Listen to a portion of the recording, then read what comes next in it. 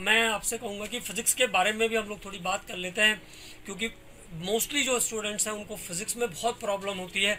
कई बार तो कुछ बच्चों के पास, कुछ बच्चे फ़ोन करके ही बोलते हैं सर कुछ बन ही नहीं रहा है। लास्ट टाइम में तो सबसे ज़्यादा दिक्कत जो है वो फिज़िक्स में ही रहती कई।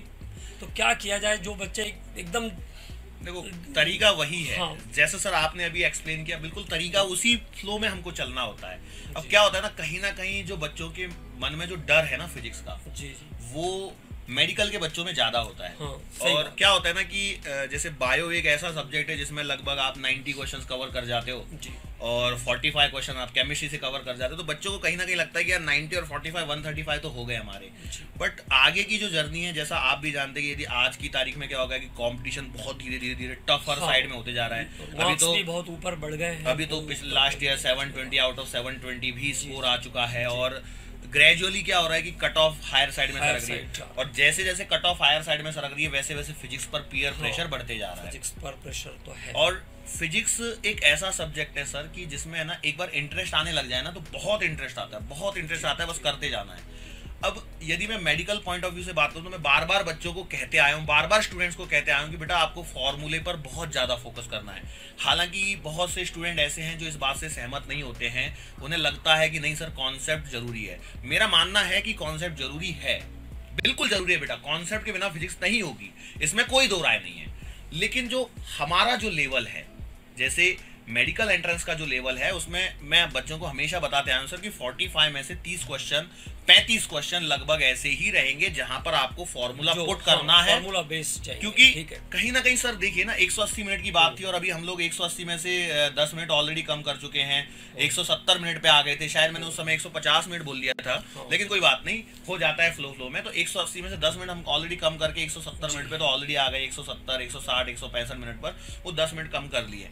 मतलब कहीं ना कहीं अब आप सोचिए कि एग्जामिनर जब पेपर बना रहा है तो वो भी इस बात को जानता है कि फिजिक्स को अलॉटेड टाइम तो 1 घंटा ही है, अलॉटेड टाइम तो 1 घंटा ही, मतलब 60 मिनट ही मिलना है। 60 अब 60 मिनट में 45 क्वेश्चन करना है, जबकि कहीं ना कहीं जेई के बच्चों के लिए जो पुराना समय होता था उसमें जेई के बच्चों के लिए 30 क्वेश्चन होते थे 60 मिनट में। तो अपने आप को बेटा अलग लेवल के एग्जाम से जो कंपेयर करते हैं, मतलब क्या होता है बहुत सारे बच्चे क्या करते हैं ना, जेई के क्वेश्चन बनाने बैठते हैं और जेई के क्वेश्चन कॉन्सेप्ट मांगते हैं।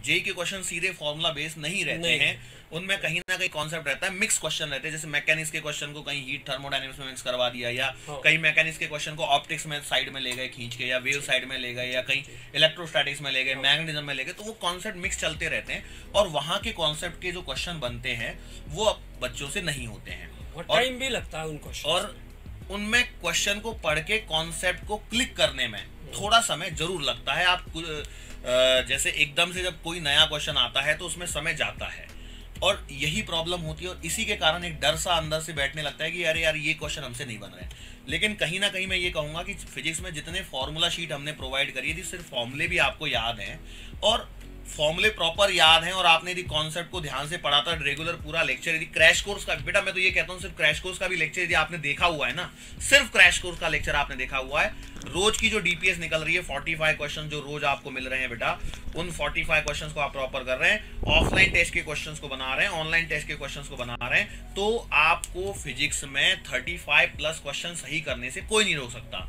हमने बहुत सारे क्वेश्चन ऐसे जिनका डिफिकल्टी लेवल हाई है उनको आपको दिया है, करवाने के लिए दिया, that is just for practice purpose only, ताकि आप उन क्वेश्चंस को देख सकें और ध्यान रख सकें। क्योंकि क्या होता है ना सर, कहीं ना कहीं मैं ऑब्जर्व करते आ रहा हूं कि फिजिक्स का पेपर का जो लेवल है वो कोई इतना ज्यादा डिफिकल्ट नहीं होता है जहां पे बच्चे को परेशानी हो। हाँ, मैं मानता हूं कि सिली मिस्टेक्स होती हैं, एज अ स्टूडेंट आपसे होती है और एज अ टीचर हमसे भी होती है, क्योंकि at the end we are a human being. कभी कभी आपसे भी ऐसा होता होगा कि 3 2 6 कर दिया, काटते समय नीचे से काटा तीसरे और ऊपर लिख दिया 3, हो ही जाता है। बात है, वो मिस्टेक सबसे होती है, पर कहीं ना कहीं आपको इसको अवॉइड करना है।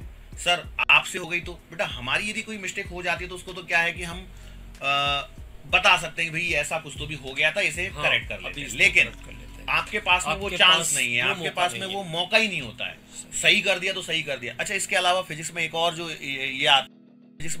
ये आता है, एम्बिग्यूटी वाले क्वेश्चन कुछ आते हैं, 2-3 क्वेश्चन ऐसे। एक क्वेश्चन तो कम से कम हर साल में देख रहा हूँ कि कोई ना कोई क्वेश्चन ऐसा होता है जिसमें एम्बिग्यूटी होती है। लाइक कि कुछ ग्राफ पूछते हैं वो और स्फीयर लिख देते हैं, आगे लिखते ही नहीं है कि सॉलिड है कि हॉलो स्फीयर है।